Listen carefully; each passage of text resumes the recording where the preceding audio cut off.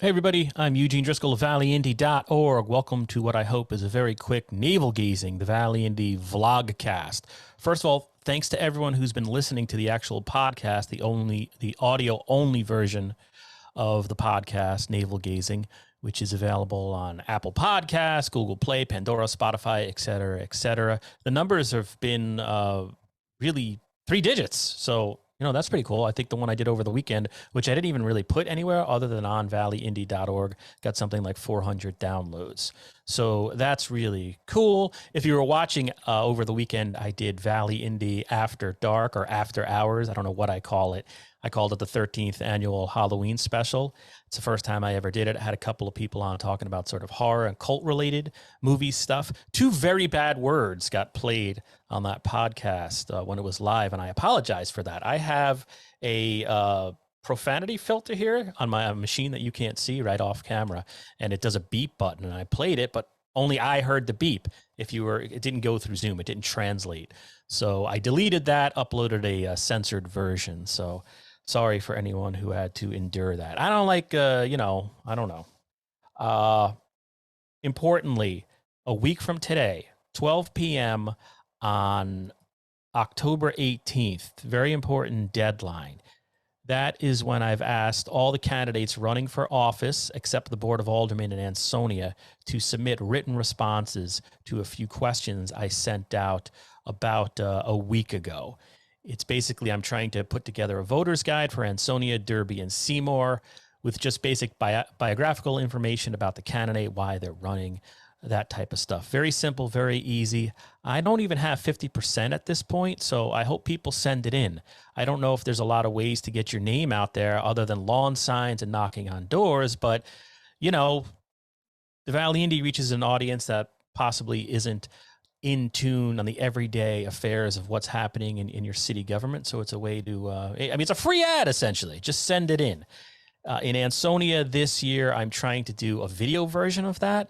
Last week, I had a bunch of Democratic alderman candidates in the wards to come in and do a Zoom version of that. Who are you? How long you lived here? Why you're running? What are you hearing when you're going door to door? That type of thing. I had 1, 2, 3, 4, 5 wards. And this week, I'm trying to nail down the Ansonia Republicans so they can do the same thing. Every year, we meaning me, I've tried to do something different. In years past, I think the first thing we did, we sponsored and organized a debate between First Selectman and Seymour. Then we did one in Ansonia, and then we did one in Derby. Then we had in-house debates in the Valley Indy office, that also in Ansonia. Since there's no top of the ticket races in Seymour or Ansonia, I thought maybe we could try something different and concentrate on the alderman races a little bit by just doing a video version of biographical information, sort of like the League of Women Voters used to issue a guide every year. That's what I'm trying to do. That's my intent.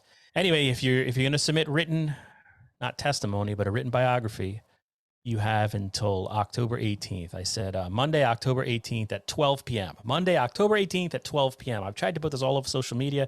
It's been all over the Valley Indy website because invariably I'll get a note from somebody after the fact who wasn't aware it's happening. The way we distribute it, Gene Falbo and I sent the questionnaires to either party leaders or campaign officials to distribute to all the candidates instead of sending individual emails to everybody. But, that's really it. Sorry, again, to beat a dead horse. You want to hear what the most read stories were last week on valleyindy.org? Let me see here. 1, 2, 3, 4, 5. Number 5 was Seymour mourns the passing of Bob Lang. Gene Falbo Sosnovich wrote that article about a longtime coach and educator, teacher up there in the town of Seymour. And then number 4 was a letter from the Ansonia Democrats. It was titled Olson Drive Plans Lack Clarity. Here's a better idea.